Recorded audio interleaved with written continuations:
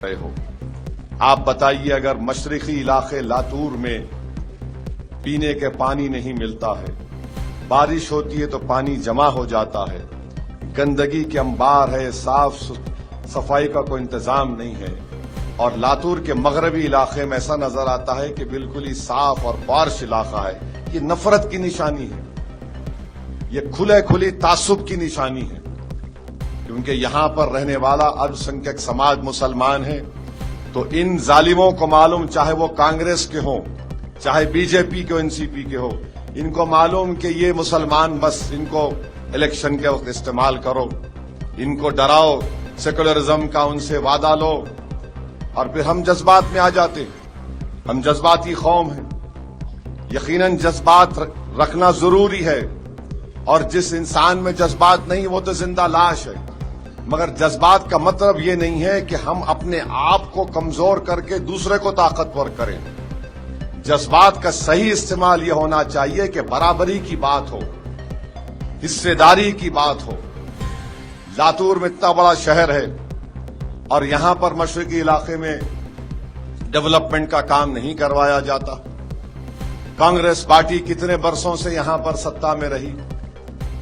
विलासराव देशमुख साहब जो आज दुनिया में नहीं है, वो दो मरतबा मुख्यमंत्री बने। कांग्रेस पार्टी को किसने रोका था? बल्कि मैं तो आपको एक सच्चाई बयान कर रहा हूं। पिछले विधानसभा के चुनाव में हमारे एक दोस्त थे जो मुझको बोले कि असद साहब, मैं विधानसभा का चुनाव लड़ रहा हूं और कांग्रेस के आपके जो यहां पर अमित, क्या नाम है उनका, एमएलए साहब का,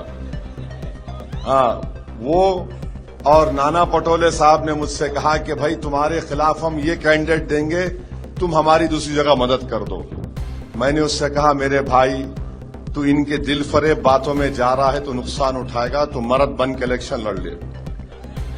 बोले नहीं नहीं नहीं, सुनिए, बोले नहीं नहीं असद साहब, ये दोनों मेरे को बोले। बोला मर्जी तुम्हारी, मुझे यकीन है कि तुमको जो नाम दिया जा रहा है कि ये कैंडिडेट लड़ेगा यहां से, वो नहीं देगी कांग्रेस पार्टी।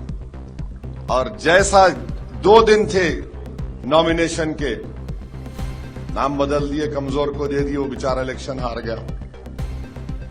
मैं जिम्मेदारी के साथ कह रहा हूं, मैं नाम नहीं बोलना चाह रहा हूं उस शख्स का, मगर यहां के आपके आमदार साहब और उस वक्त महाराष्ट्र के जो सदर थे कांग्रेस के, वो जानते हैं इस बात को।